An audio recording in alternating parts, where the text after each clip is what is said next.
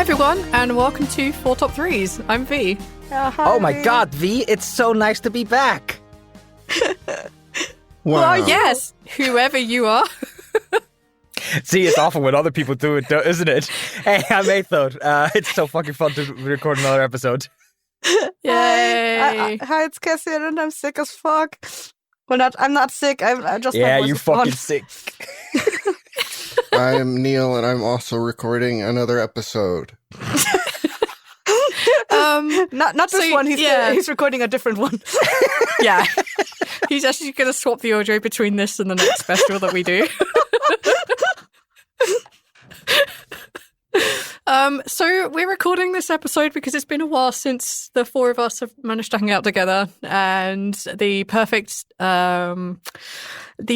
subject came up through natural conversations, so we're doing it. And also Kessa and I are both sick. Aethel is still a little bit sick, so we can't record our usual shenanigans, so We cannot do anything this else. is what we're doing. No, So we we're literally can't do anything else. We're doing crap. So this is being recorded in late November. We have not been able to sit down and record TLD, Sprouting, 4 Top 3s, or Counterbalance in me and Kesser's case for over a month, 2 to 3 months on other things. 2 months, Yeah. actually, I think. Oh my god. Because you were gone since beginning of October. Fuck, yeah, you're right. Yeah, It- I think it's been a while. So this is the perfect time for us to just get together and just, None of Meet? us were aware if either of us were still alive. So this is a good way to catch up and make sure It's we're a good still there. check-in. It turns out Yeah. we are. Yay. Nice. It's like, Recording can end here. is it good to check in with each other, but we're all not good, so I don't know. All right. So this special episode subject is top favorite things from 2006. 2006. Yeah. the best year. Or it turns out Humanity peaked in 2006. There will never be a year where we are as good as when it was 2006. Isn't that the like joke that's been like resurfacing from the Matrix? It's somebody asks like, why are you keeping culture at this point? And the robots are like, this is peak human culture. 1999 was peak. We did a lot of stuff. In January 2006, NASA launched its spacecraft New Horizons to Pluto and Pluto's moon.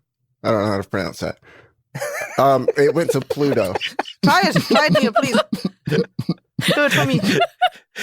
Don't worry, Neil. You can replace yourself with an AI voice when you're done. Because it's actually 2024. So I think we have to choose a victim to go first, because technically, I think Kesser, you had this, you picked the subject. This is Neil's baby, No. but I feel like he should be going last. Oh, okay. So Good job, Aethel. Aethel. What? Yeah. Okay. Oh yeah. Okay, I'm going to start by... This is going to be a very unorthodox one. I'm going to start by putting something at the bottom of the list. In Bottom of Like- the... Well, like- Steve Irwin died. So a bad day. Yes, but Yeah, not nearly that's as bad because I didn't care. that's a pretty awful thing. I can make the bottom of list of anything that happened in 2006. Is This Neil is just going to tick off like random facts about 2006, like random things that happened? God, I hope so. I look forward to it. So many tabs open. I'm not joking. The notes on this are going to be fucking wild for me. I'll probably spend at least a day going through the shit that people bring up. No, so like it's like a reverse honorable mention is a dishonorable mention. 2003 to 2005, I'd been watching Naruto. I just gotten super into anime and Naruto. 2006 is when the filler started, and it makes 2006 a worse year because there was just no good Naruto. So I'm just putting it out there for the Naruto fans out there. Like it there are downsides to 2006. Unless you live in Germany, where the dubs only happen like 2 years later, like with a delay. Well, if it makes you feel better, it's also the year Saddam Hussein died.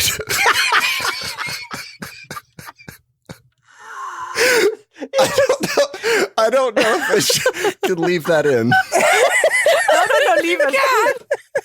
I think it's okay to say he's dead. I mean, it's a fact. It is. It is a fact. Oh my god. Okay. I'm not sure what the fuck I'll link in the notes for that one, Neil, but... No matter how much that meme of him being in that underground vent is going around, just make him not dead. It's so good.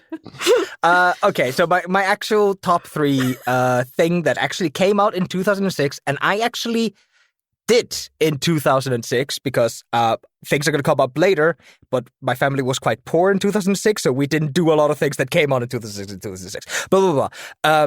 Guitar Hero 2. Yes. Fuck you. That's on my list. No, Really? I'm sorry. I can put something else in. I have so many honorable I have mentions. plenty of backups, don't you worry. So, 2005, I think it is, Christmas, I get Guitar Hero 1 and the little plastic controller, and we played the fucking shit out of it. And yeah, 2006, more of the same. Guitar Hero 2, it was better in every way. It had better soundtracks. Yep. It was missing some songs, but it was still a better soundtrack. And it just played better, and it was just good. It was peak Guitar Hero. It was downhill after that. There were some good things in the future, but downhill after that.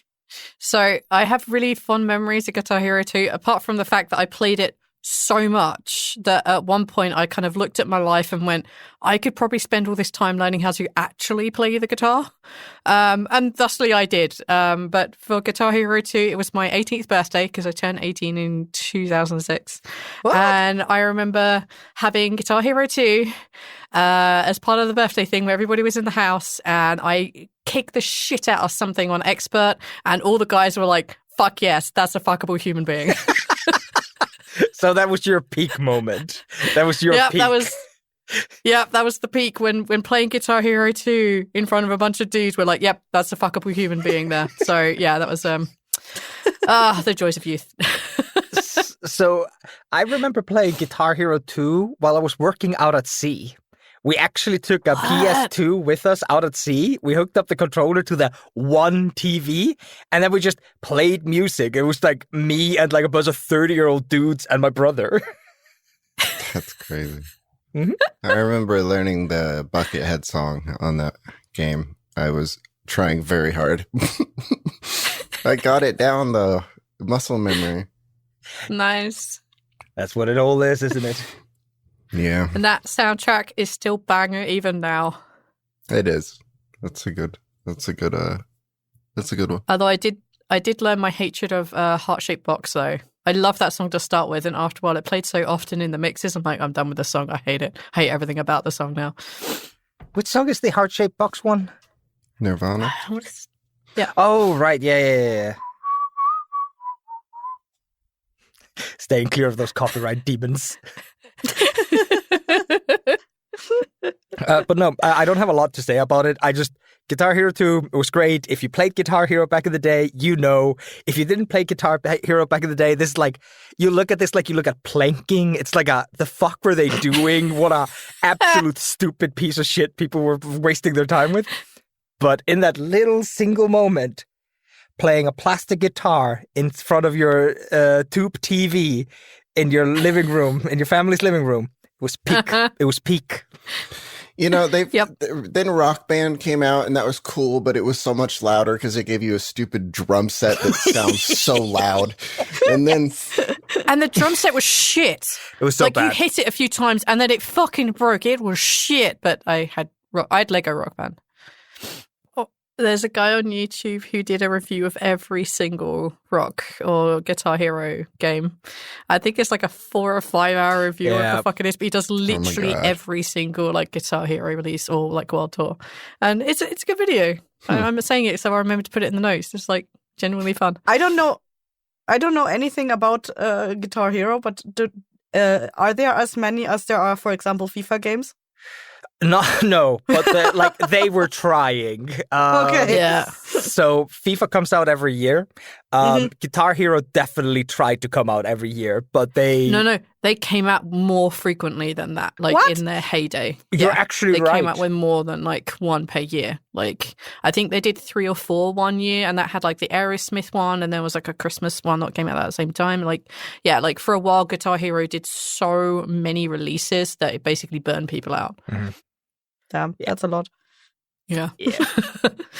But it has thankfully died the death as people have realized that, I mean, nowadays it also doesn't feel like it made sense. Like back in the day, it probably made sense because like if you had new tracks, then there was no way of getting them onto your console. And nowadays you have DLCs. Yeah. Like if you play games like Beat Saber, which is like a VR game, that one does the DLC thing. Like every year or so, they'll release like a bundle of 20-ish songs for like $10 or whatever. So yeah, you're absolutely correct. Like if Guitar Hero was a cultural thing right now, it would be DLCs, not albums or games. Yes. Yeah.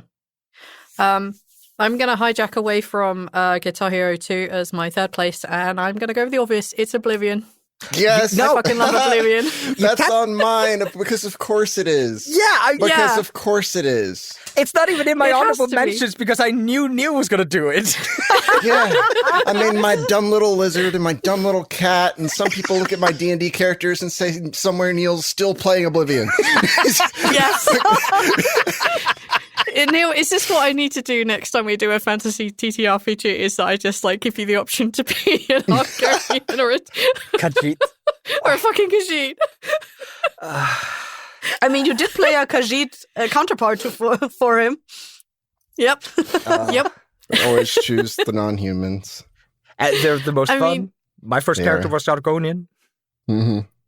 I chose human. I'm a basic bitch. Let me I'm okay guess. with human. You chose chose an Imperial fighter, and you used a sword and a shield. I was a red guard. Oh, okay. No, I have so many like fond memories of like I think when I started playing Oblivion, which was not in 2006, it was like a few years later, I have very fond memories of like when I was living at my husband's parents' house, we had a sofa in front of an Xbox and I sat on that sofa in our own little room and I just played it for fucking ages. I just sat there and I played it for like 12, 14 hours straight for a few days in a row. And then I come back and play it again. And I barely ever went into the Oblivion Gate because that place fucking sucked. So I never completed the main storyline until like a few years ago.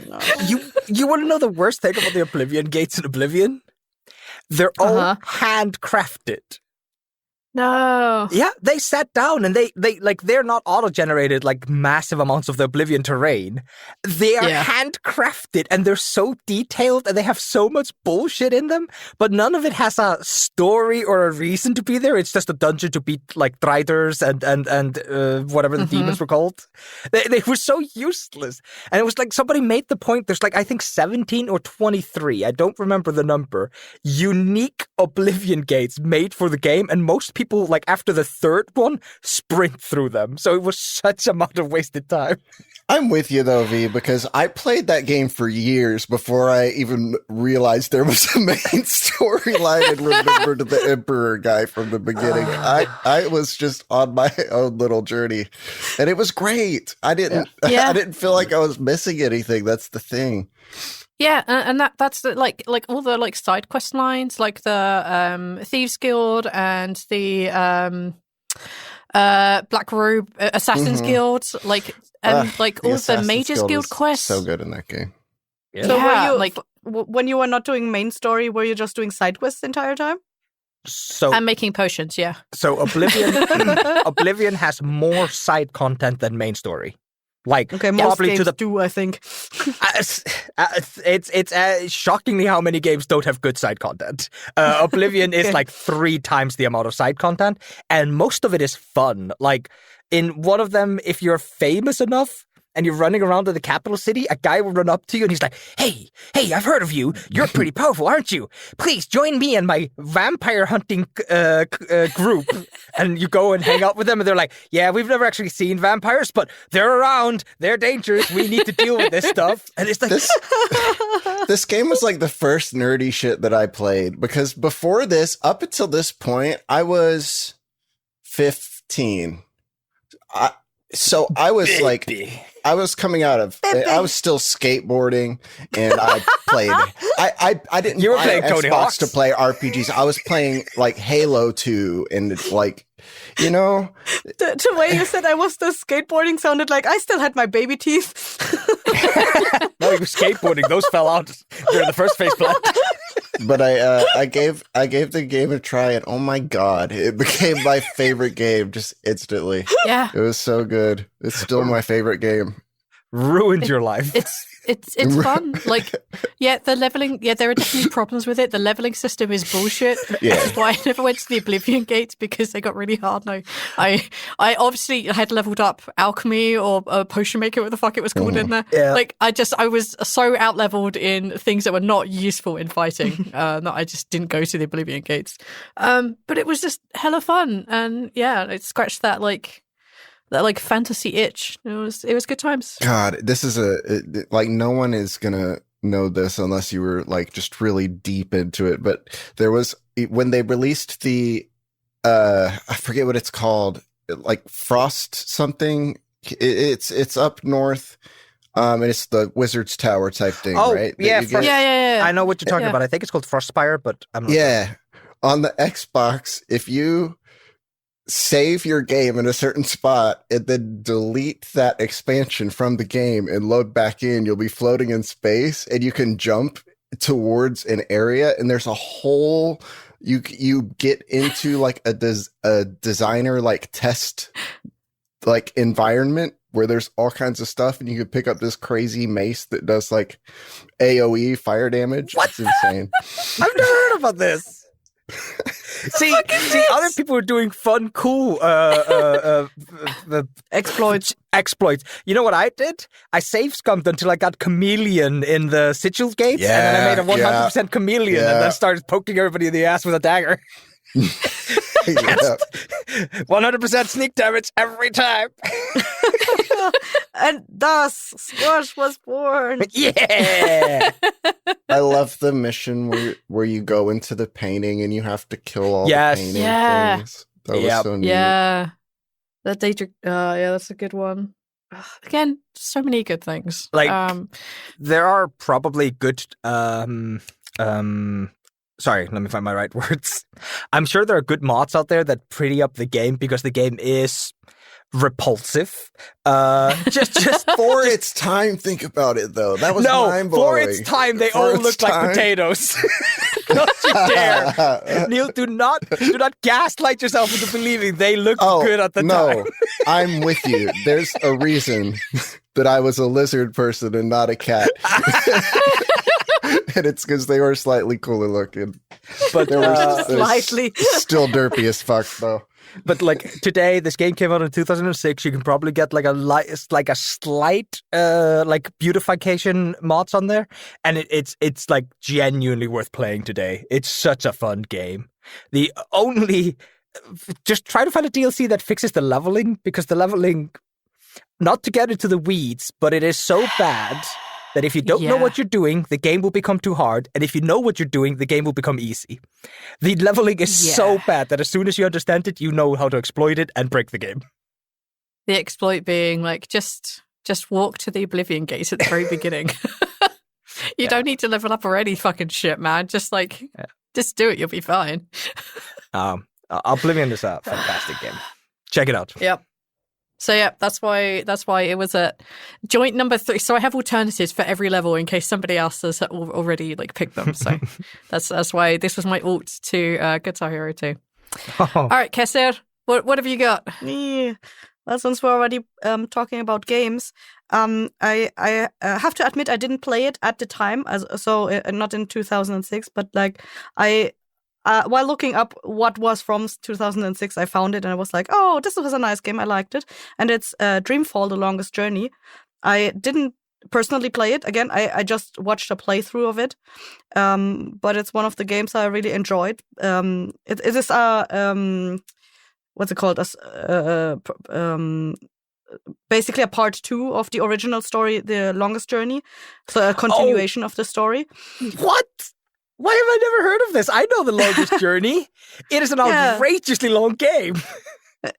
Yeah, and I really liked it. So I was also watching Dreamfall, and it came out in 2006, and basically continues the story of The Longest Journey in the same universe.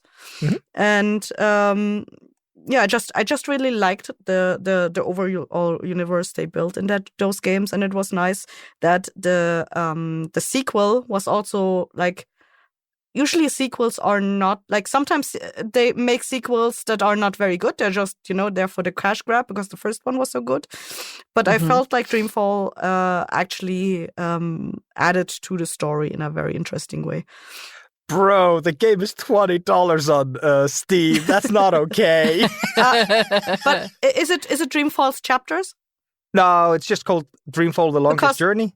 Because the Dreamfall is part 2, and then there's Dreamfall's chapters, which is like basically part 3, which came out like 10 years later. Yeah, 2017.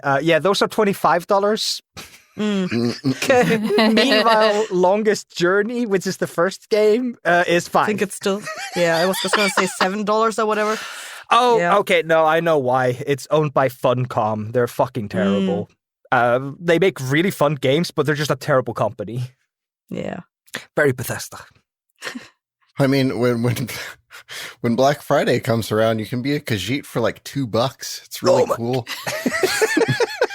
Can explore Tamriel. Wait, why for $2?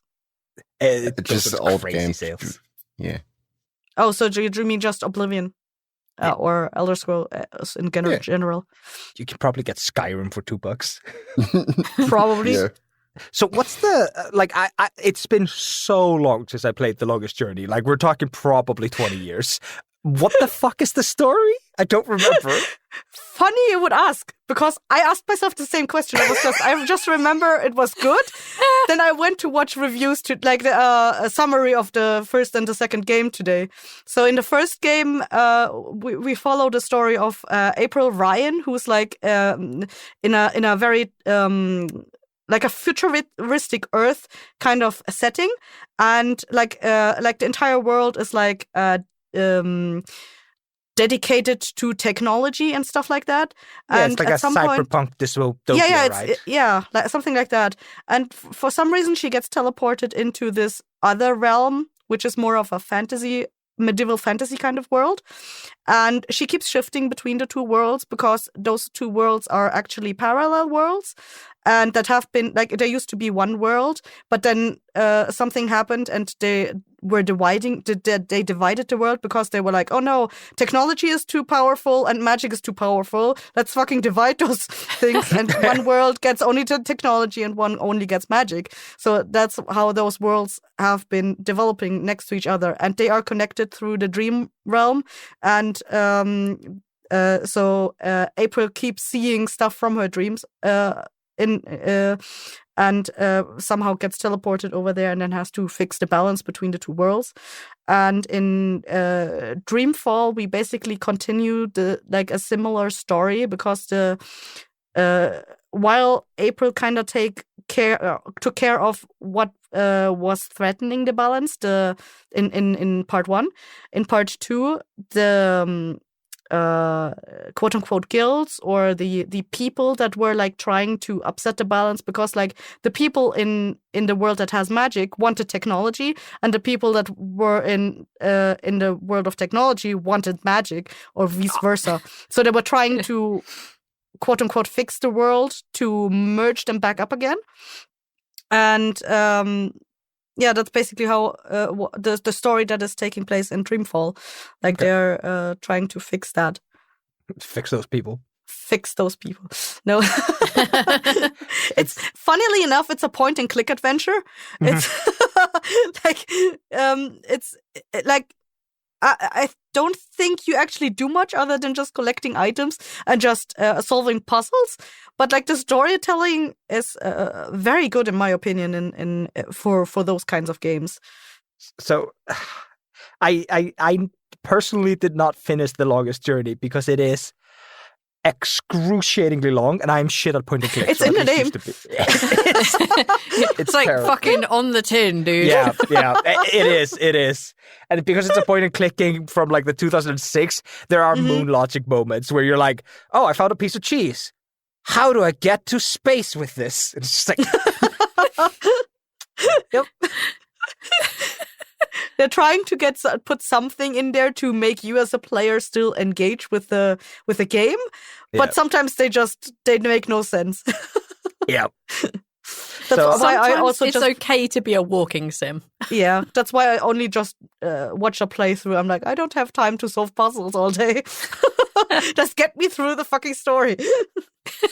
I know it's gonna be good, but unfortunately, I've never watched Dreamfall chapters. It came like when I watched the Longest Journey and Dreamfall as playthroughs.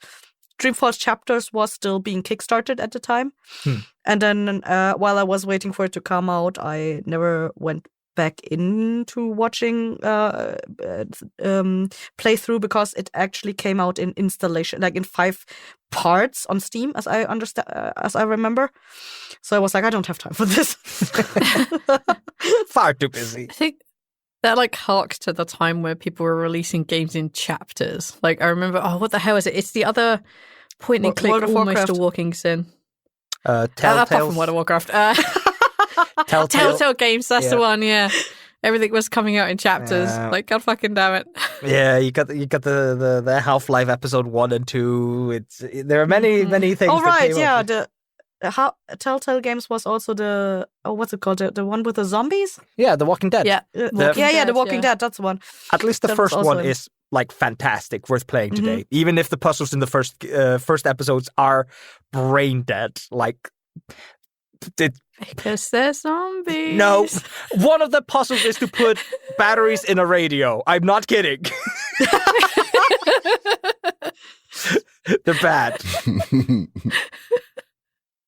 Alrighty then. Neil. Yeah. What have you got? Insert drum roll here.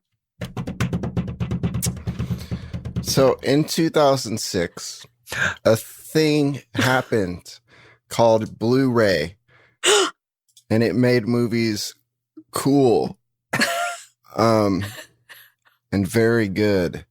So in 2006, this is kind of what started this podcast episode here. I sent everyone a rumor that I heard that a movie would be remade on Blu-ray because it was only around for a very, very short period of time, right in 2006, right when Blu-ray came out, and then they stopped printing it because it didn't do very well.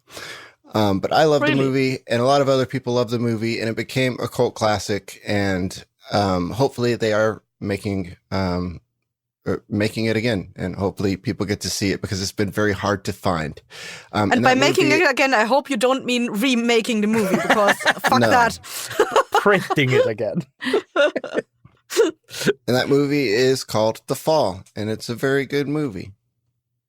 And it's a very sad and dramatic, but also very vibrant and colorful and just good, heartfelt movie. It's so good. About kind of the importance of telling stories, and the characters are so good, and the visuals are all so amazing, and they're all filmed in very, very beautiful places around the world, and it's just a very, very pretty movie. And I think the actors are great and the message is great, and I just enjoyed it. And it's not everyone's cup of tea, I think, but it is mine. So there you go. Top 3 kind of cup of tea. So we have been provided a completely legal and authentic copy of it, and we will be checking out in the future. I do own this movie. It is hard to find, but I do own this movie. I thought you were going to say, we're going to watch it right now. Because we're staring into our live react top 4 top 3s. We're just like a commentary show now. We don't actually do 4 top 3s. We just do commentaries now. Oh, we're going to do this whole episode is going to be released on April Fool's Day. It's just going to be a spoof episode. It's like a riff tracks on a movie that isn't in print anymore. What a terrible idea. I love it. I personally have not watched the movie, but I've heard like a lot of people say it's very good. Like, not just you. Like, I've heard other people say it too. Just I have wanted more to friends. Yeah, I know other people. I wouldn't call them friends. Okay, yeah. Phew. It's actually kind of wild. There was a video game that came out in 2006 that's not on my list. It's called Rule of Rose. And it also got like super rarely printed. And right now on eBay, it's like super expensive because it had the exact same thing. It came out and it had like a Mothers Against Video Game Violence kind of outcry, and they just stopped printing it. And like genuinely this year, somebody found an entire box of like 1,000+ copies randomly in Italy that had been like shipped but never sold, and they like put it on eBay, and scalpers picked it up instantly, and the price never dropped. Oh my god, that's crazy.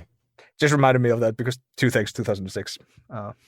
Yeah, I don't know how much I should get into as to like what it's about or like what who the characters are or anything, but I think get into a little bit of it. Like if I was queued it up for big TV watching. So I don't want too many spoilers, but like something to get other people into it, because like Aether, like we've seen like the cover art for it, it's which wild. is like, yeah. So the story is being told inside a kind of hospital area, and the character who ends up telling this story is a man who injured himself doing a stunt for a film. And he's telling this story to a young girl who's in the hospital there with him. And he is telling this young girl the story, and you're seeing her reimagine all of these characters so you're seeing the film completely shift into the imagination of the girl as she's hearing the stories. And all of the characters are played by either the people that are in the hospital around them or just completely different people, because she's like misinterpreting things that he's saying. So to him, he's saying like Indian American person, but she is thinking Indian person from India. So they're kind of on two different wavelengths, but you're seeing the story told from her perspective. And it's just a very pretty story. That's like awesome in two ways. Like that's a really good like storytelling like vehicle. Mm-hmm.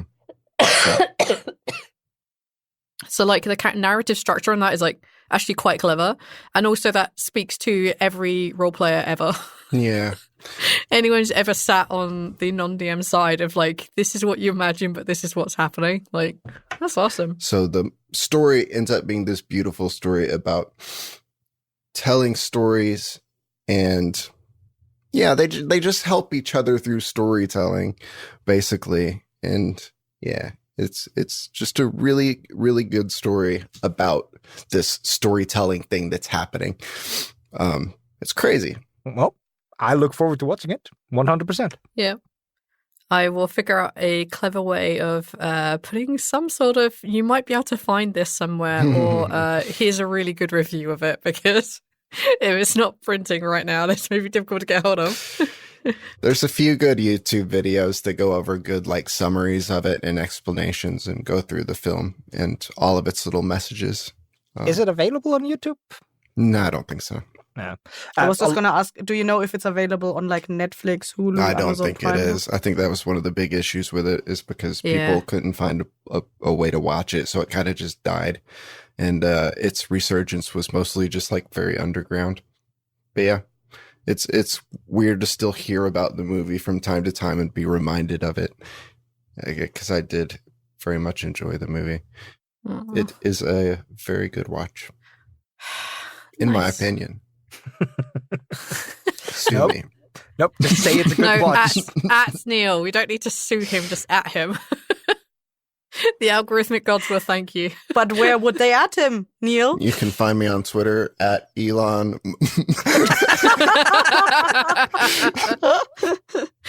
Whoa, wait. Why are you not funding our fucking podcast? Why are we paying you? This is bullshit. All right. Okay, Aethel, you're up. Oh, what do you got? Top two. So I'll admit, I don't have a strong feeling on my top list this time. Unlike most other times, my top list has actually been my top list. This time it's more of a hanky-janky throw against the wall kind of thing. And I think number two, I'm gonna put the stupid TV show Dexter.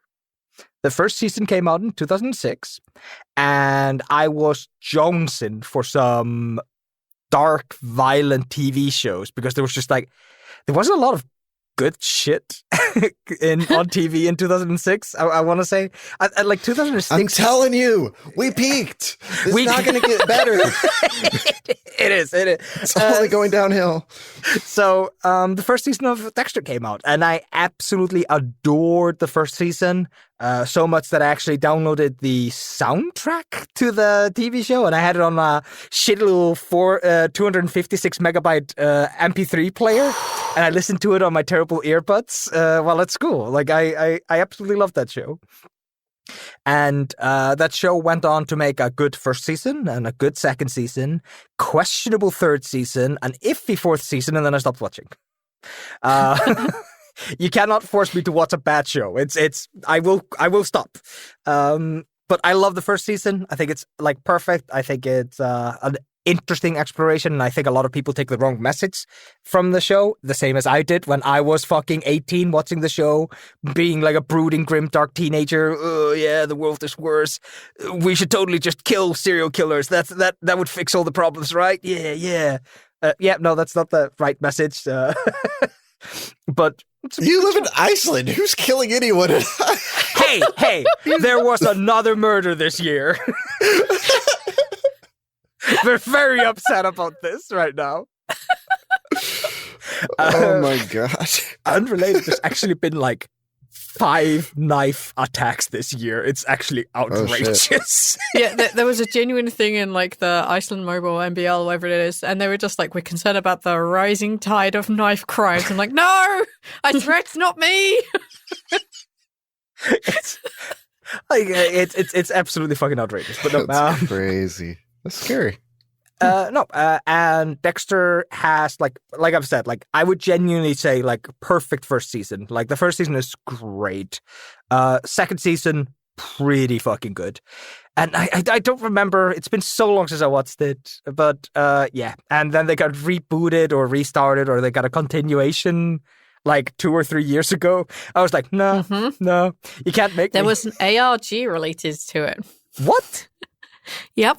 So there was an alternate reality game related to it, like outside of like the show itself. And it was like, yeah, it was someone who was following all these clues. And like when you answered the clues, the next part of the game would unlock for everyone and new information become available. Like, yeah, there was like a whole thing about it.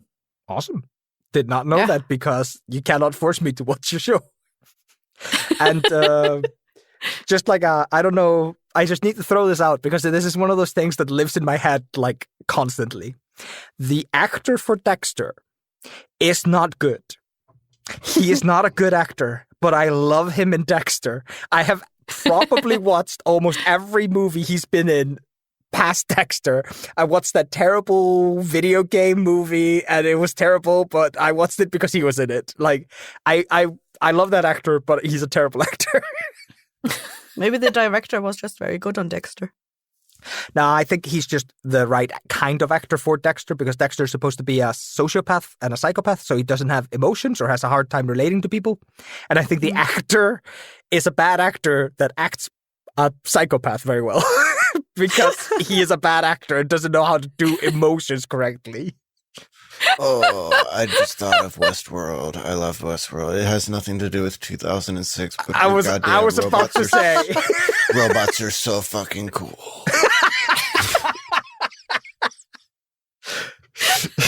Yeah, that's my top 2. Robots are cool. I mean, Dexter. I tried Dexter. I just couldn't get into it. Like, to be fair, I didn't try it that long ago. Like, it was never really a thing for me when, back in the day or since. I just heard it had an ARG, and because I fell down the ARG unfiction hole a while ago, I learned about it. I'm like, oh, I'll give it a shot. Nah, it's still not for me. I just couldn't. Nah. It's not for everybody, and it's probably very old now, so it's probably kind of hard to watch, I guess. 18 years at this point. Yeah. Can legally start driving and drinking, I guess. Yeah. Both of my Not in America. I know, not in America. Disclaimer. I know, don't at me. I know. No, at us. It's all about engagement. Yes, at us. Tell us how we're not American enough to understand. No, I know that, like, both of the things I've suggested are things I would not recommend. So let's see if they keep going like that for me. Huh? Oh, blimey. All right. So we're talking about TV shows. Oh, man. See, I've got a really difficult situation because I have 2 excellent TV shows. I have an honorable mention of a TV show, and it's a specific episode. In 2006, they did episode 200 of Stargate. Yes, it is during season 9 or season 10, which are the 2 shittest of seasons, but they did do episode 200, and it was the funniest shit. The behind the scenes for that episode are just wild. They have the guy who used to be in charge of the team wearing a green suit or a complete bodysuit, like a green or a blue suit. And the meta joke in it is that he only has to phone in his like acting appearance now because he's such a big star. He decided to like spend time with his family instead, and he could literally just pick up the phone, record, and that would be his lines. So they did that as a joke, but the behind the scenes meta of it is that he was actually the one wearing the morph suit, wandering around with cups of coffee in his hand just for episode 200, and that's his only appearance in the whole episode 200. It's really funny, and they turn into puppets at one point, which is just again really dumb. But that's my honorable mention because I have to mention Stargate. Puppets. I love it. It's just really funny. Anyway, but I actually want to talk about the 2006 classic, The IT Crowd. It's so good. Yeah. It's such a weird British show, but it is amazing. It's just 2 tech guys trying to live out their best IT tech life of, the classic line, have you tried turning it off and on again? The very beautiful episode where things set on fire and they pretend it's a screensaver and they try to put it out. But of course, the fire extinguisher is made in Britain, so that doesn't work either. It's really good. And the internet comes in a box, which the elders of the internet have gifted to Jen, who has no idea what the fuck IT is. So yeah, I wanted to talk about IT Crowd 2006 because some of those episodes are definitely dated, but my God, they're funny. So there you go. See, the unfortunate thing is if you were to tell me like, hey, I'm going to go watch IT Crowd, I would always tell you, you're like, yeah, suffer through season 1 because season 2 is where it gets good. It's as much as I love the boss actor in the first season, the second boss actor is he's so much better. He has the best scene in the world. He walks into his new boss office, he sits down, oh, what a nice office, pulls open a drawer, a gun, and then he puts it in his mouth and pulls the trigger 6 times and then goes, it's unloaded, and then puts it back in the fucking drawer. Like, I think I genuinely cried when I saw it for the first time. I laughed so fucking hard. Check out IT Crowd. It's a great series. It's just really funny. So yeah, go check it out. That's it. That's my pitch for 2006 TV shows. Do you know what other show came out in 2006? It better not be on anybody's list. I don't have shows. Because it's bad, or because you don't want it to be anyone's list? Because it turns so bad. Heroes. Heroes. Wow. Do you remember Heroes? Do you remember how amazing Heroes was when it came out? I've been told. Holy shit, the hype around it was amazing. And then season 3, oh my God. It was the writer's strike. There was a writer's strike. They were in the middle of recording a season. The director had to fill in, and he forgot some characters existed. So the season turned to shit. No. Apparently, like in the like later seasons, like season 4 or 5, there's like the people with hero powers are now like doing like carnivals, like they're like it's like traveling carnies. I genuinely thought about rewatching it just to get to that part. I just wanted to see how it got there. It's so crazy that things can start so well and then all of a sudden just go to shit. Looking at you, Game of Thrones. Yeah, I was about to say that could never happen again. Oh my God. I will never watch any other any TV show ever again in my life. Well, I'll never put time into watching a television show until it's over and people are saying it went well. I can't handle this.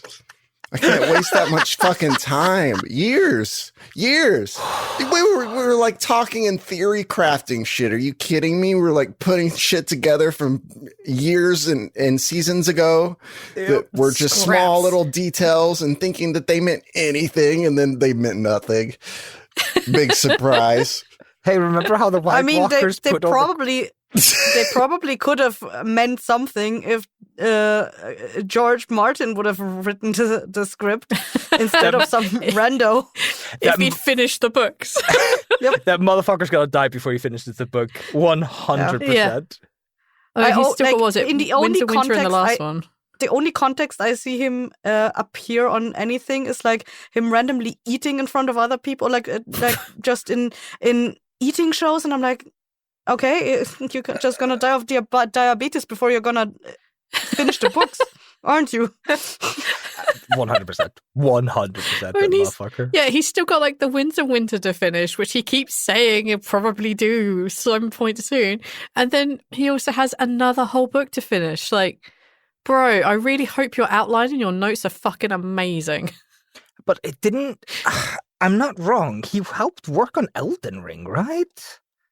He's worked on a lot of stuff. Like, he's been like a consultant on a lot of fantasy projects, like on screen, off screen, book-wise. Like, yeah, like he's been involved in a lot of stuff.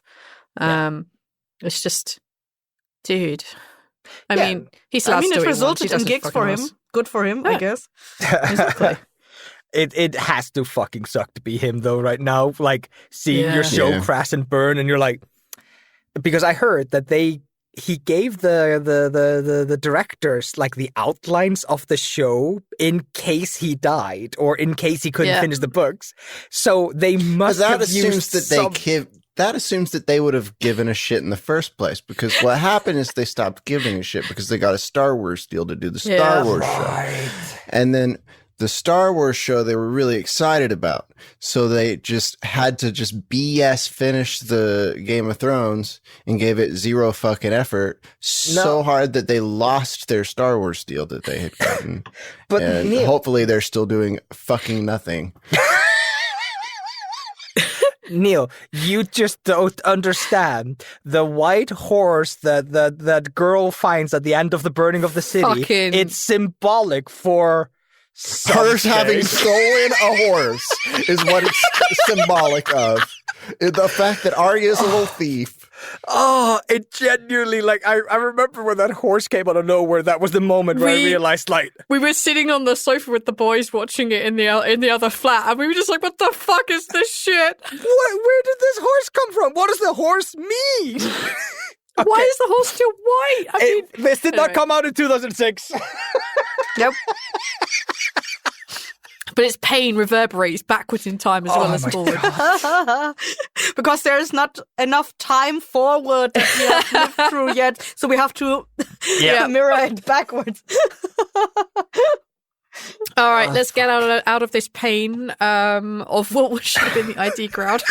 I'm sorry. Our episode staple of hating on Game of Thrones. How about we intersperse this episode with some ads? Yeah! Yay! The fourth Game of Thrones book came out in 2005. No. Oh my god. There is a song called He was cooking all the way back then. He was cooking.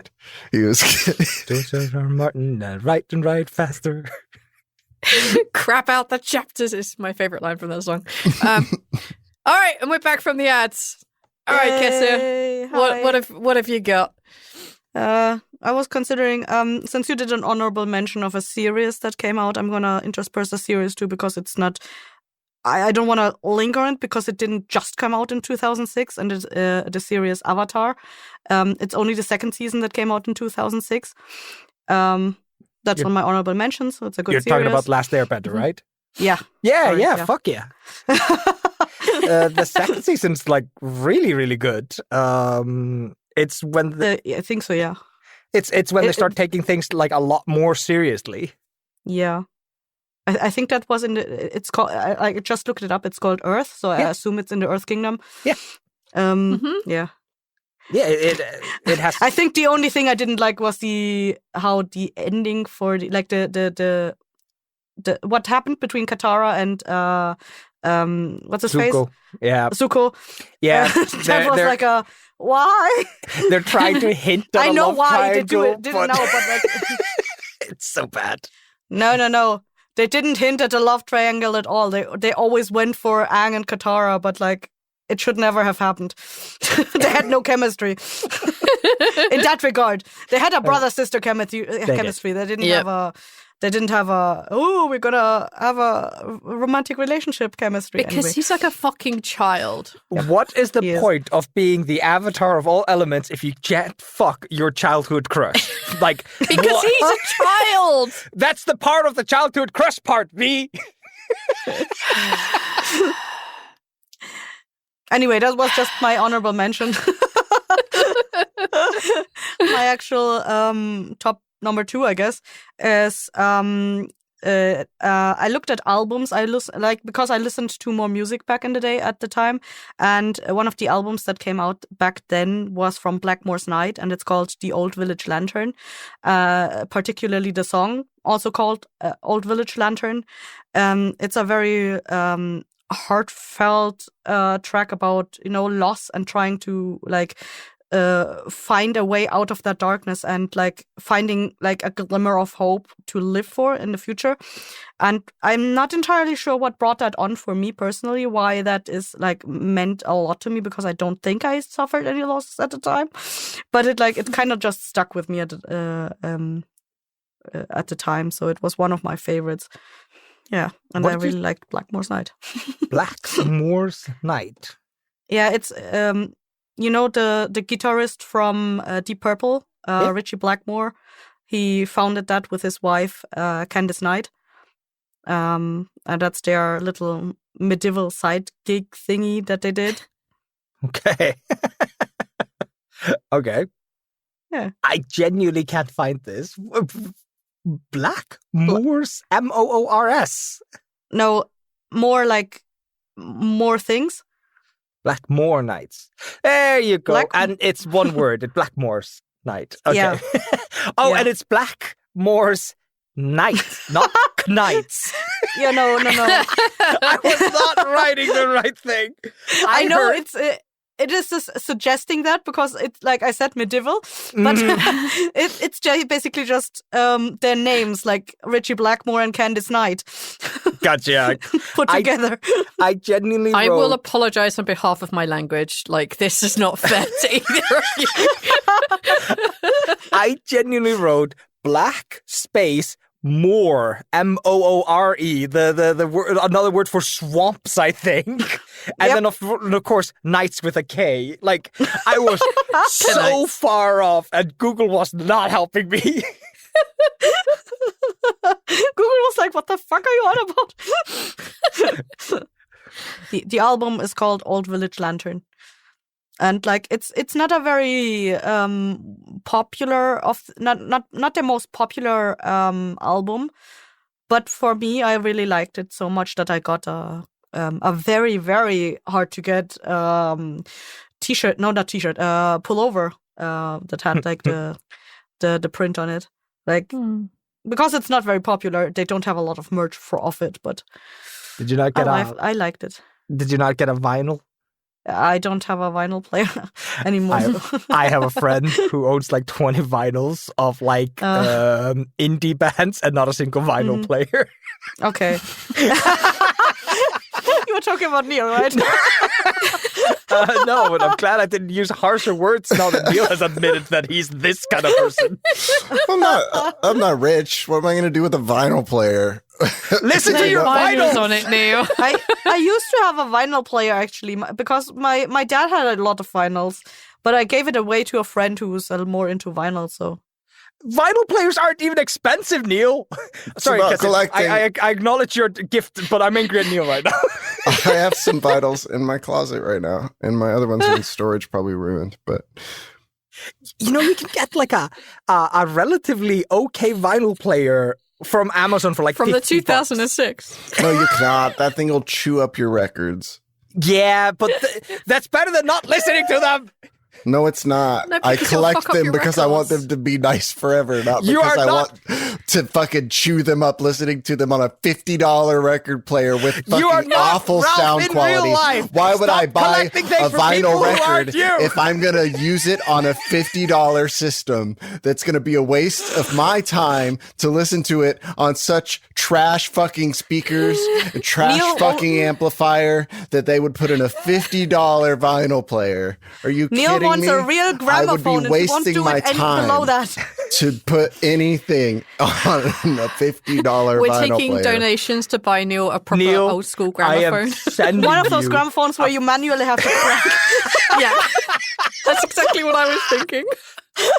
You can send it to our PO box. Fucking vinyl player, Neil. I'm so angry at you right now. I recently talking about being angry at Neil. What's your next spot, Neil? I'm gonna get my vinyl records after this, but I'm gonna go find them. And do what? Play frisbee with them? It's not like you can listen to them, Neil. I can't remember what they look like. They might have cool colors on them. I don't know. I'm gonna check. So I used to have picture frames for them. I would hang them on the wall. That would be better than a cardboard box in your fucking closet. They're safer in the cardboard box in my closet than they are hanging on the wall. I genuinely feel like I have spiders in my brain right now. I'm telling you. All right.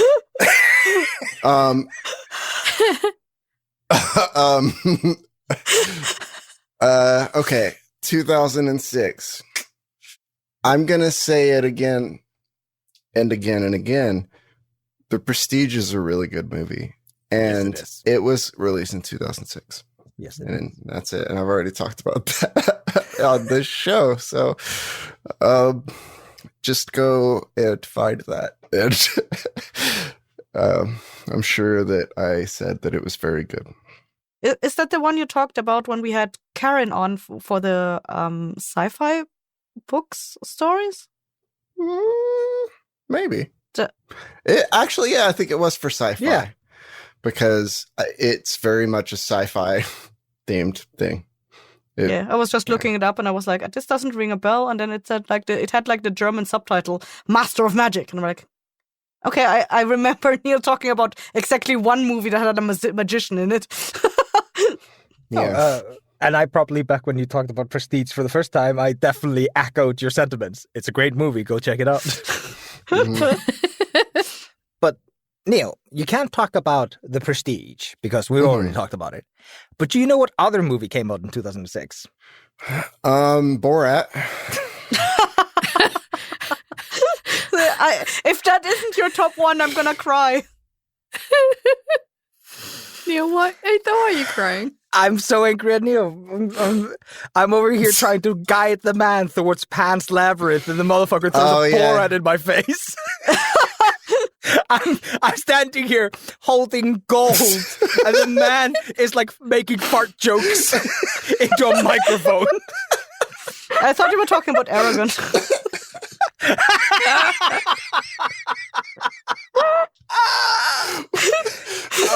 Oh, that's I'm not touching Aragon. I don't have strong opinions on it. Oh fuck. Pan's Labyrinth is so good though. Yes.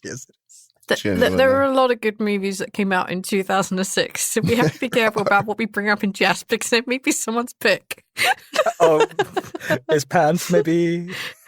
No, I don't think I've even... I might have watched it. Like, that's oh, no, it was Borat. We fucked up. Oh, no. I'm so sorry, Cut V. this, Mia, cut this. I'm sorry.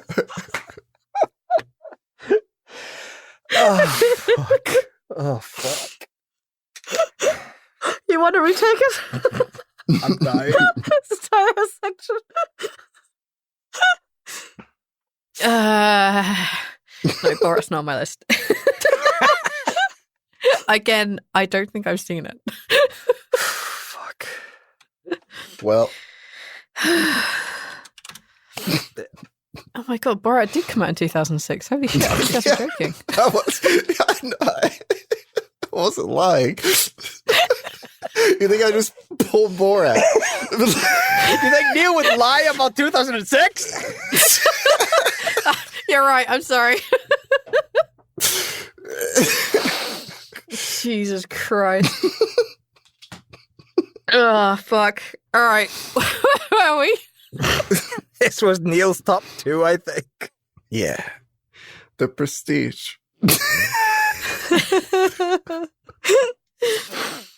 Okay, well, clearly we can't be directed towards gold. We just sit on fart jokes. I've already talked about The Prestige. I don't know what more I can talk about. Exactly. It's very good.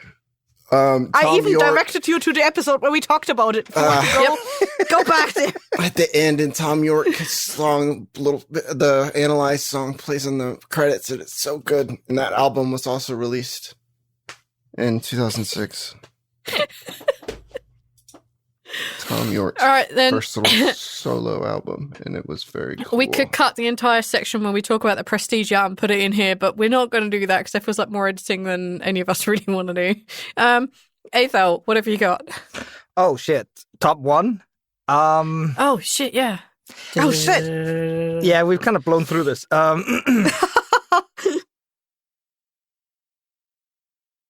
Fine.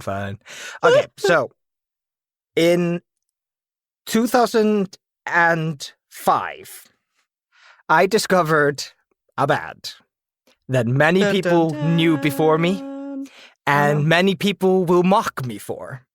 I discovered the stupid band System of a Down, and I absolutely adored them. I bought all their CDs. Because they're so good. What are they called? System of a Down. Oh, you've definitely heard a bunch of their songs. They were very popular. Yeah, I've heard. I just didn't register that we were already saying the name of the band. Yeah. In 2005, I think they gave out their last album, and in 2006 they go on hiatus. They basically say, I think it was the guitar player and the singer, they just could not get along anymore. So they stopped playing, and I start listening to their music so fucking much. And while I'm listening to their music, I'm playing a game that came out in 2005 that I absolutely adore, and I will play it again and again for the rest of my goddamn life, and that is the stupid game Fear. Mm. It came out in 2005, but I played it in 2006. I think I pirated it off some sketchy-ass website. I mean, I bought it at Walmart. And I played that game so much. It's so fun. You're running around with slow-mo powers, and you're shooting a shotgun, and if you miss the enemy and you hit like a bookshelf behind them, papers flies everywhere. And it's like 2006. Games don't do that today. It's so good. And I love that game, and I will not mention it. It's too good. It genuinely, like, listening to System of a Down and playing Fear defined my 2006. That was what I did the year 2006. My younger brother was 4 years old. My younger sister was 7 years old. They were both annoying as shit, and I was playing Fear. Fear rocked, and it's such a good game. And it looks great. You can play it today with all the graphics cranked up, and it still looks good. And the gunplay is so fucking fun, and the storyline is nonsense. Just ignore it and just keep playing. It's so fun. It's so good. So yeah, my top for 2006 is Fear, the video game, while listening to System of a Down. Which came out both in 2005. Yes. Okay. Good. It's Aether's personal things he did in 2006. Yeah. Yes. I was chatting with Veep before when I was making my list, and I was like, oh no, I was poor back in 2006. I didn't own anything. I saw none of this when it came out. Dude. You know what I was doing? I was picking up the N64 games used cheap. That was good. It was prime N64 time. That's 360 era, isn't it?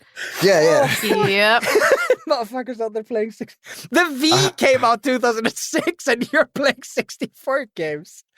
Hop off of Oblivion and get on to Star Fox. Listen to Slipknot. Oh, going on his skateboard the whole way. Oh fuck. But no, like I looked at a bunch of things in 2006, and unfortunately, my life was very different back then. And a lot of the things that came out in 2006, I didn't get to enjoy until much, much later. There are things out there like the video game Pathological and Dead Rising, both of which were amazing. There was the movie Idiocracy, which, while it is terrible, I still genuinely fucking enjoy. But I didn't see that until we're living it right now. Yeah, exactly. I didn't say it. Like the Kisser got you. like the TV show Metalocalypse started coming out, but I don't see that until way later. Like a lot of things happened in 2006 that 2006 Aether would have enjoyed, but 2006 Aether did not have access to those things. So a lot of them come back. But what 2006 to me was System of a Down and Fear, and then Fear's very lackluster expansion pack, which I do not recommend. Did you ever play Condemned? Yes, Condemned Criminal Origins. That game was scary. Holy fuck. I played that like 4 or 5 years later. I think Condemned 2 came out the same year as I played Condemned 1. And it's so good. Condemned 1 is so good. And then in Condemned 2, you have yelling powers for some reason. You've got the Thum from Skyrim. It lost the plot a little bit, but the first one was very good. Yeah. Oh, terrifying. Just so much good shit. So much good shit. There you go. Oh, so I'm gonna. So when Aether and I were chatting about this, like kind of jokingly before we separated into our rooms to record. Aether mentioned, "I wish I was a punk rocker with flowers in my hair," which is a song that came out in 2006. Don't you dare! Don't you dare! Now, for a laugh, I was just going to start singing it, but my throat really hurts now, so I'm not going to. And the reason I was laughing about it is because Aether was like, it's such a karaoke song. And you're right. It is. I did this for many years. Yes, you did.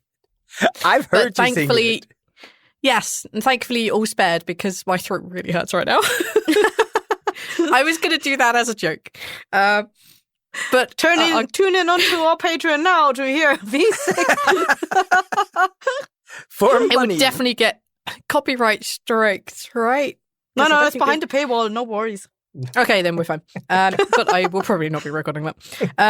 So I kind of took a leaf out of kind of did very similar to what Aether just did with these are my memories of 2006. This is what I did even with things that weren't coming out in 2006. In 2006, I started training to join the army as a combat medic.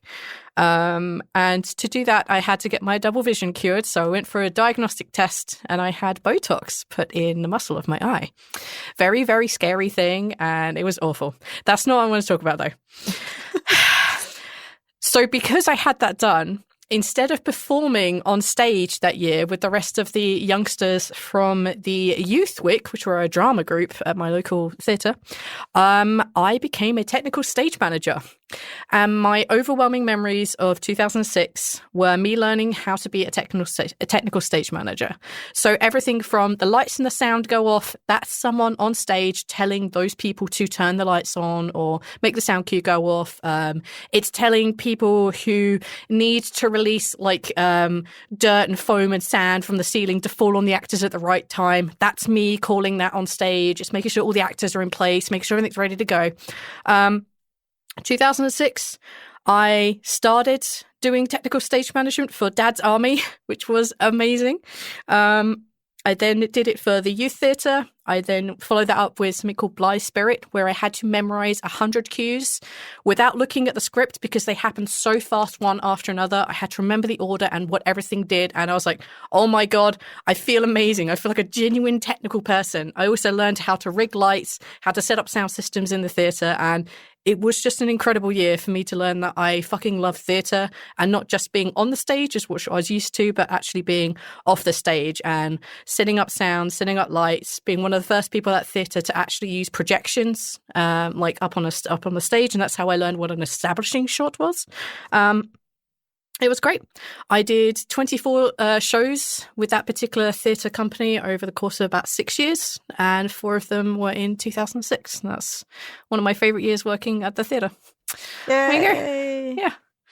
It was good. I also did Lady in a Van, which was fucking hilarious because all the actors were just wildly talented and very funny. So yeah, that was. I just want to talk about something slightly different. That wasn't just this media came out. But I would do an honourable mention of 300 came out that year, and I fucking love that movie. So no way. I think that's the only movie I've seen in the theatre twice. It's such a good movie. It's so good. It's a perfect movie. It's a perfect movie. There was a series of movies that came out around that time, which I would class as like proper, like manly man movies. 300 was one of them, and I think Smoking Aces was like very, very close to that, and they were just like fucking great movies. I haven't. So yeah, they're my honourable mentions. AK, if you actually want to go see some of this stuff, go watch 300. It's really good. If you haven't yet.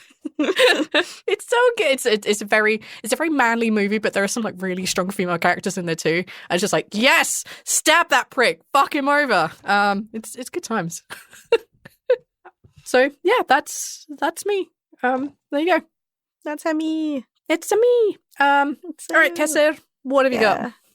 Funnily enough, I also brought stuff out of my life. Because for me, a lot of things changed in 2006 that like still affect me to this day. I started art school in 2006. I felt like for the first time that year that I actually made friends in school because of shared hobbies.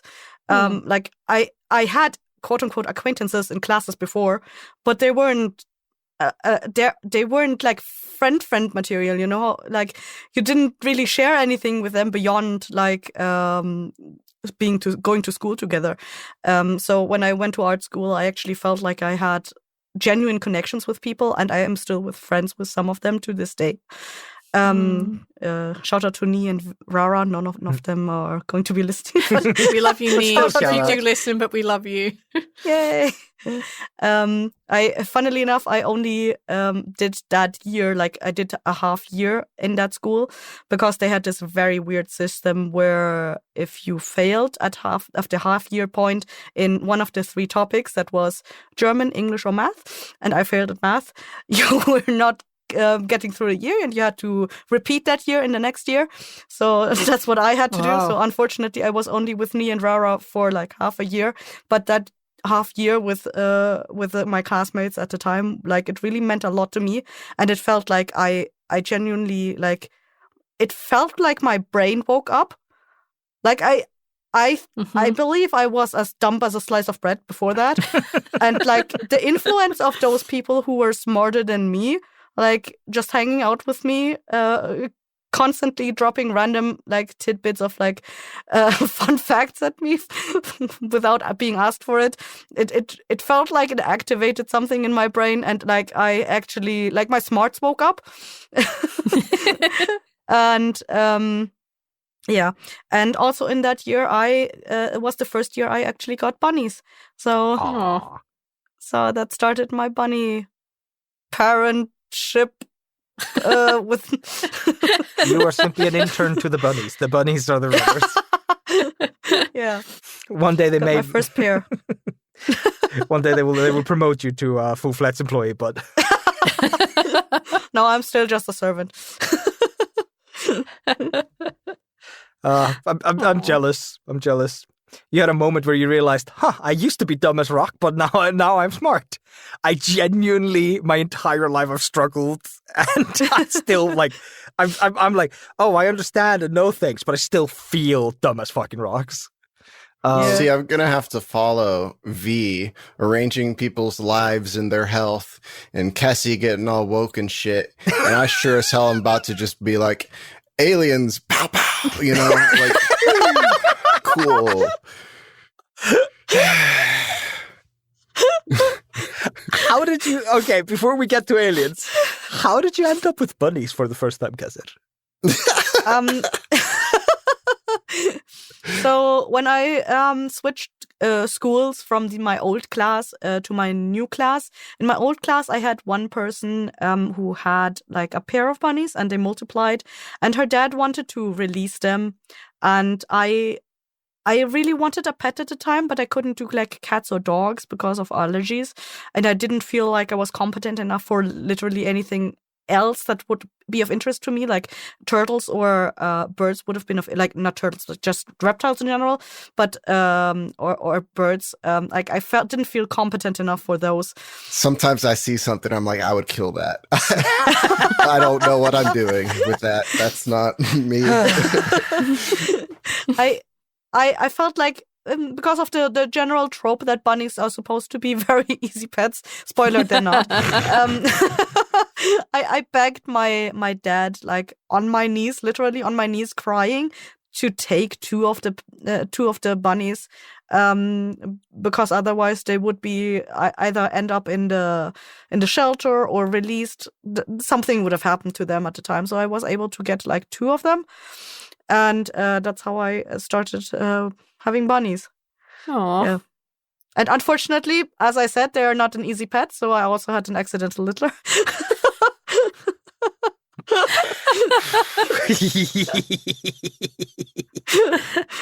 I promise there's only going to be two bunnies, Dad. I promise. Uh-oh.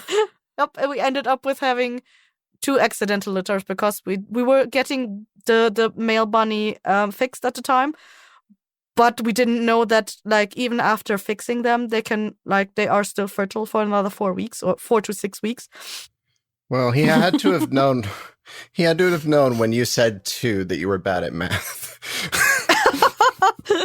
That I'm dumb as rock. I thought 4 weeks was like 24 hours.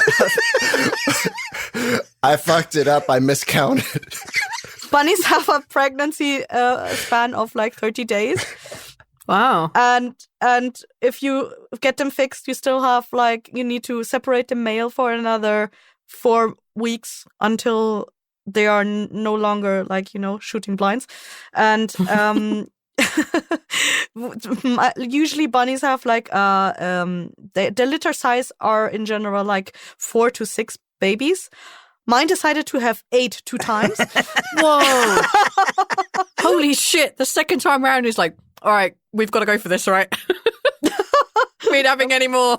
Was it? Holy shit. Wait, was it the same male and female bunnies that did both the litters? Yep. Did you fuck up so badly you put them together on the first day and he was still fertile by the time she gave birth? Yeah. No. We I don't remember the exact time frame. We had them separated for a while. Then we had them fixed, and I was like, after the fixing, it should be fine, right? We put them together. Oh, math happened to you so bad that 2 became 16. 18, because you have to remember the original 2. Mommy and Daddy ain't dead, dude. We also had one guinea pig because he came for free with a deal. He was living with the other bunnies at the time, but unfortunately, he was a single male, unfixed, and I wanted to get him a friend, but he didn't survive the spaying, so unfortunately he passed away. Yeah, it was like back in the day, bunny vets weren't very good at the time. Like, I know from having so many bunnies at this point, I know my vet back then wasn't very good. The general idea back then was like you weight the animal and then you inject them narcotic, according to their weight. Yeah, but that is not the proper way to do it. Like, you inject them like a little less, and then like you continuously inject them throughout the time they are asleep, and then you can also inject them something to wake them back up again. I mean, it's still risky, and there's also like inhalation narcotics that you can do at this point. And at this point, they are using both together to like get it where you actually get the animal back. But back in the day, we actually got the animals back sleeping. Like, when our guinea pig was fixed, we got him back sleeping. And that's not the case today. Like, when I have a bunny fixed today, they make sure that they wake up and they make sure that they eat right after the fixing before they give them back. Back in the day, it was very similar to the thing with dentists. They would like knock out the kid to drill the shit out of them and like, parents, come pick them up before they wake up. We don't want to do this. Here's your bunny. Fuck off. You're doing the GIF thing with the word guinea pig, and it has made me think of a genie pig, and that's pretty great. A genie pig. I'm a fucking German, okay? I'm not a German. German. German. German. Okay. That's pretty cute. I actually kept 2 of the bunnies that we had from the litters. Oh, you actually... So I had a total of 4. You did not have 18. Because I was going to make the joke, but then we like spiraled into something else, like a dead guinea pig or something. And I couldn't make the joke. Like, if I had been your dad, I would not have stopped yelling. I would have been yelling until there were 2 bunnies again. Because if it happens again, it's you don't understand. If it keeps happening, you turned 2 into 16. Now think of how quickly that's going to multiply. We can't do this. It has to stop now. I mean, I said I had to beg my dad for, like, to get bunnies, but so the thing important. is, my dad is actually an animal person, or was an animal person. Like, back when he lived with post-war, they actually had like a turtle and a baby deer and like all kinds of animals that you don't usually have. A fucking deer. I don't know, maybe a boar. They had a deer. They raised it from being like a little baby. This was all post-war Germany, and like they were just picking up animals left and right. They were like, we have to take care of these animals. That's so cute. There's a really old. Sorry, this is kind of not related, but kind of related. There's a really old parable about a man who walks up to like a sultan somewhere. And he said, like, oh, Sultan, you pretend you're very rich. And the Sultan's like, yes. Well, here's a chess table. I want you to put 1 grain of rice on the first bit. And he puts 1. And then he says, and then double it on the next one. And he puts 2. And he says, then double it for the entire chessboard if you're so rich. And apparently, like, 2 to the power of 52, which is the amount of chess tables, is like 64. Billions. And that's what I was thinking of. Your dad just like, guess have you not heard about the chess table? These bunnies are going to ruin us. One of the bunnies that we kept from the litter was actually one that my dad picked because he fell so in love with him. Aww. You almost became a Rick and Morty episode. Someone almost time traveled to stop what you were about to do. You realize that, right? Fuck. That's a big number. That's a big number. Oh, to the power of 54 or whatever? 64. Yeah. 64. Okay. Yeah. That's 18 quintillion. That's why why they say you cannot, like, you, there's this genuine question, like, how many times can you fold a piece of paper? Like, considering you had a big enough piece of paper, how often do you need to fold it until it reaches from the Earth to the moon? And I think the answer is like 14 times. Yeah, it was something wild. Yeah. Yeah, because of like, math is wild. Paper is also stupid. Holy shit. Yeah. All right. For the sake of your throat, let's move on to Neil. It's not actually sore, there's just no voice. Oh, then keep talking. I'll take my kindness back. Go ahead.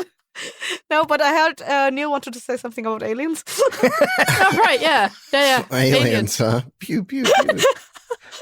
So, did aliens happen in 2006? Were they confirmed in 2006?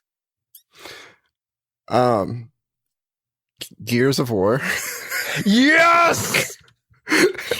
I did not one play of the that. first games that I challenged myself to play on the much, much harder difficulties, and I got all the achievements, and it was like the first game that I got all the achievements on, and I was so proud. You did not get the multiplayer achievements. That's a lie. I got all the single player ones. I don't remember. Yeah.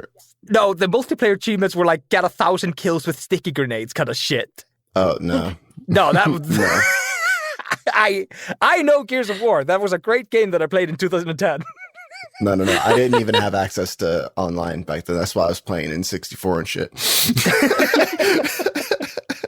I didn't have access to good internet until much later, so... But the Krull or whatever the fuck they were called, they weren't aliens, were they? That was like the plot twist in the third game or something stupid? I don't know. Were they? Yeah, but in 2006 the third game hadn't come out, so they are in fact aliens. In 2010 they probably were out by the time me and Neil were rich enough to afford a 4-year-old 360 game. Yeah. They were, they might as well be aliens. It's kind of aliens game, right? Like, where else would they come from? I'm going to Google it now. Yeah. The fact that I remember they were called the Krull is crazy. Because there's the goop. They come out of the goop or something, right? The emulsion stuff is important to them. I don't know. I just remember emulsion a lot. There was also like bugs. Maybe they're bugs. The Krull is a surname originating from Prussian nobility. I don't think I found the right thing. No, I don't think you did, no. No, I remember playing Gears of War with a friend of mine. He had all the consoles, he had all the things. And yeah, like we played Gears of War a lot in our little friend group. Like there were a bunch of games that we played. One of them was that, and one of them was like a Lord of the Rings game, where you have to like throw the fucking ring into the mountain. That's the one. Volcano. We have to throw it into the volcano. And yeah, like there was that game, and we played like a Time Splitters game as well. And like Gears of War was part of that rotation game. It was just like, it's a good game. It was fun. Yeah. I've got no memories other than hiding and like, you know, the cog logo, whatever the fuck it is whenever you die. Yeah. I don't remember that much about it either. I do remember enjoying it and challenging myself with it. Yeah, the spoilers for like the fifth game or whatever, the Locust they're called. Yeah, Locust. They're genetic experiments. What?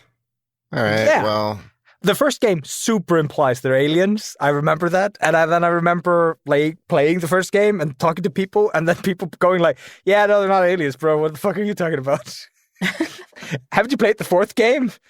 He says, holding his Rolex and putting on his Ray-Bans. I remember the first and second. I don't know if I played the third. I probably did, and I definitely didn't play the fourth.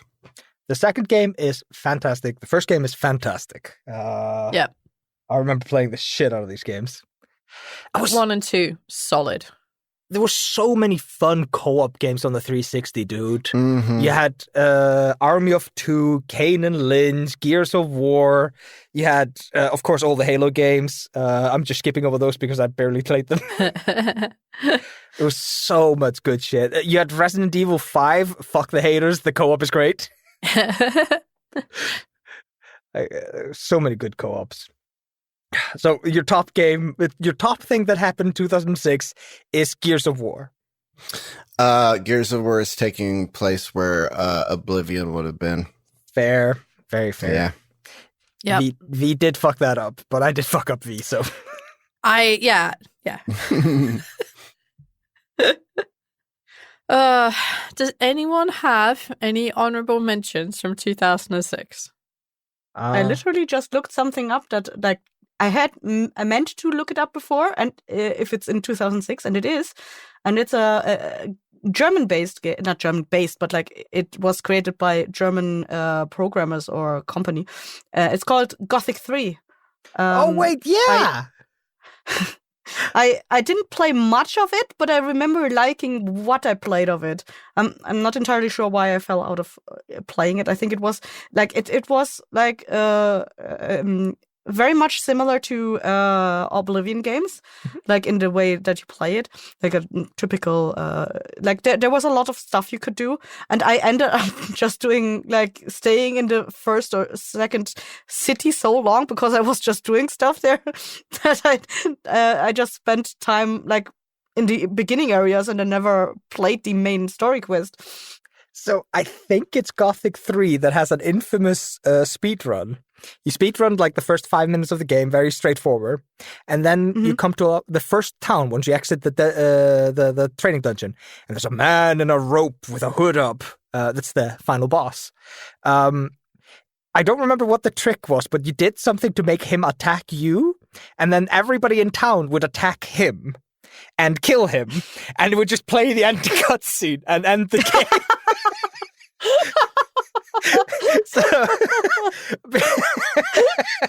So just a bunch of farmers came and curb stomped the shit out of the final boss. Gothic 3 is a great game. It's terrible. I remember liking it. I don't know how good it is. Like at some point I just got my hands on it, or my ex brought it to me and was like, "Here, play this," and I was like, "Okay." And I think what I liked was that it started out with like a human among orcs, and the orcs were just like treating you like a little baby doll that they cannot touch because you're fragile. And I was like, that's fucking adorable. I loved that part of the world building. Like I wasn't used to that kind of world building. Usually it was like very different. Yeah. Again, I didn't play much of it, but I enjoyed it. Well, it's $10 on Steam. Like, that's definitely a game worth picking up. Yeah. Let me see. I have honorable mentions. Well, of course, I have an honorable mention for The Departed and for Smoking Aces. Like, they're solid, really good movies. The Departed? What's that? Yeah. It's like it's a crime movie where like you have someone who's working for the mob but is undercover in the police department, and a guy who is undercover for the police department gets into like the mafia, and it's like they're trying to find each other, and at the end like one of them kills the other, if I remember correctly, and then like the undercover guy's boss finds out whoever the betrayer is and just like fucking nukes him. It's actually like based on another movie. Holy shit, look at that fucking cast lineup. Jack Nicholson, Leonardo DiCaprio, Matt Damon, and then Mark Wahlberg. Yeah. No hate on Mark Wahlberg is the Wahlberg, undercover agent's boss, if I remember correctly. He's there as well. Yeah, and there's that, and yeah, Smoking Aces, which I mentioned before, like coming out with 300, also 2006. No, they're my honorable mentions. V pointed this out, and it deserves an honorable mention. White and Nerdy came out in 2006. Yeah.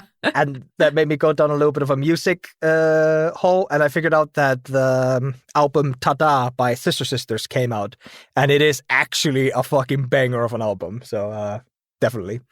But probably the strangest honorable mention I'm going to do is My Immortal. My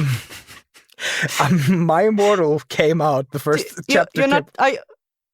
Are you? Oh my God! You're talking about the fanfic. I was gonna ask. Are you talking about Evanescence? Or I'm not talking about Evanescence or whatever they're called.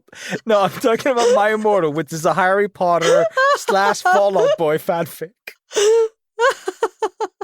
and it is genuinely one of the funniest things I've ever read in my life. I've listened repeatedly to a bunch of drunk people read the first 3 chapters. It's so fucking funny. Shout out to Tanya Milojevic because she made an audio drama version of it. Yeah. Really? Oh, I need to check Yes, that out. Tanya. Oh, Tanya. it's so good. It's so good. And like nowadays when I read it, I see like, no, this is somebody pretending to be stupid and writing a bad fanfic. Like, I don't believe it anymore. But god damn it, when it came out, there was so much like lol xd rar on the internet that I completely bought this. I 100% bought this was written by one of those people. So It could have been. It could have been. There are people who actually live that kind of life. There aren't just, ironic hipster kind of people that are like, I'm just writing this ironically, rolls eyes. They exist, but nobody accidentally writes Tom Bombadil and then starts the next chapter with, I'm sorry, I meant Dumbledore, not Tom Bombadil. It's like, nobody fucks up that hard. You wouldn't even know who Tom Bombadil was if you were XD raw lol pounces on you, uwu, like people. You would not know Tom Bombadil. He wasn't in the movies. I think there was a reference to it at some point. I don't remember. I think there was a song or whatever. I feel like there's stuff on the internet out there that you could easily mistake it. Cassidy is desperate that this is real. No. I'm joking. I'm not desperate that this is real. I'm desperate that there are people that are real right now, existing out there on the internet. They live there rent free. And truly, that is the crime of the century, that these people live rent-free on the internet.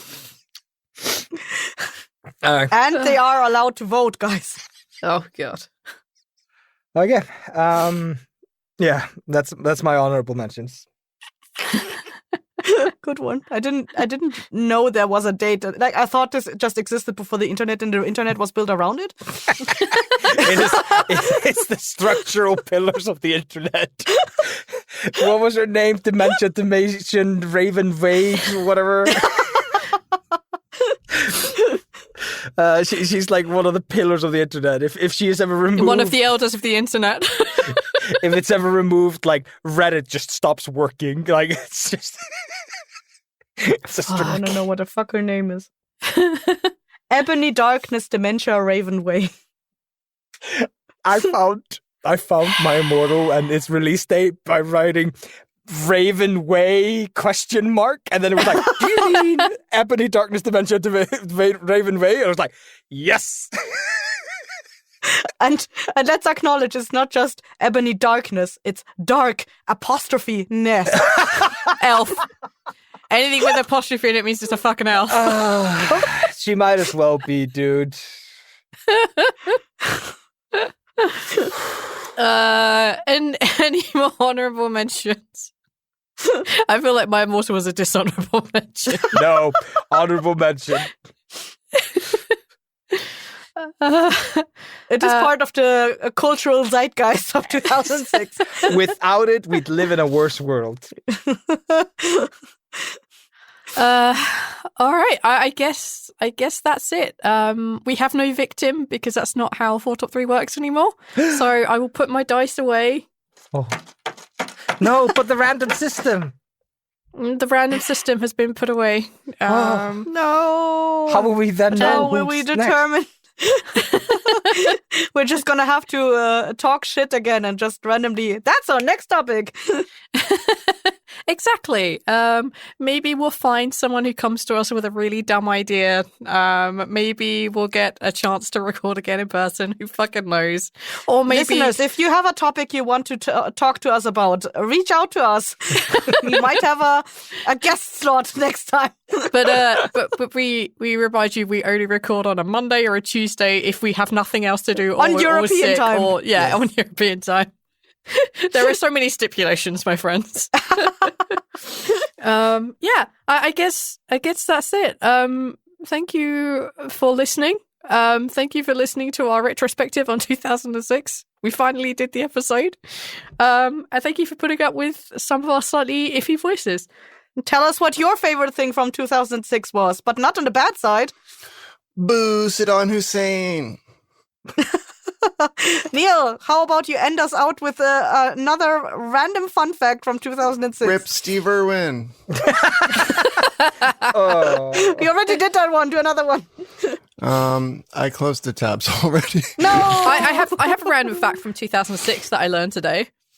So, in 2006, Dan Brown was being sued in the UK for infringement of intellectual property or some shit because of the Da Vinci Code. And the movie Da Vinci Code came out the same year. But the guy who did the ruling over whether Dan Brown ripped off somebody else's idea or not, basically ruled no. But in his ruling, he hid a secret code. There we go. And they're still trying to decipher it to this day. I think they did. And he was like, yeah, if you crack the code that I've hidden in my very legal ruling, I'll tell you whether you're right or not. So that was a random thing I got from 2006 in my country. That's super dumb. That sounds like one of your alternate reality games things. Yeah, I guess that's it then. Thank you so much for listening, and we'll see you next time. Bye. Bye.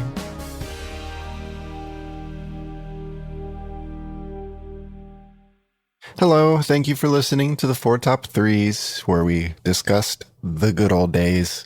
We hope that you enjoy many things from 2006, like we do. If you're sad the show is over and you need something else to listen to, the 4 of us also make an RPG show called The Sprouting, which is a horror-themed show. We use the Call of Cthulhu system to do kind of a long-form storytelling. Very similar to The Lucky Die, if you've heard us do that. A bit different, but in a unique way. Same long-form storytelling. So join us there. We very much appreciate you listening to the 4 Top 3s. And we hope to see you all listening to our other shows as well. So check those out. Thank you all for listening. We appreciate you, and we'll see you the next time we find a topic to do this with. Thank you. Bye. With your long-forgotten name, we call upon you. We call upon you. In the words of the unspeakable language, we call upon you. We call upon you. By the spilt blood of the wicked, who walk upon this world, sprouting the words of false idols, we call upon you. We call upon you. On the land of the dead harvest, that which brings the earth itself into your service, Yamal, we call upon you. We call upon you. We call upon you. We call upon you. Yamal calls upon you. The Sprouting, a Call of Cthulhu actual play podcast by Blighthouse Studio. Find us on your podcatcher of choice.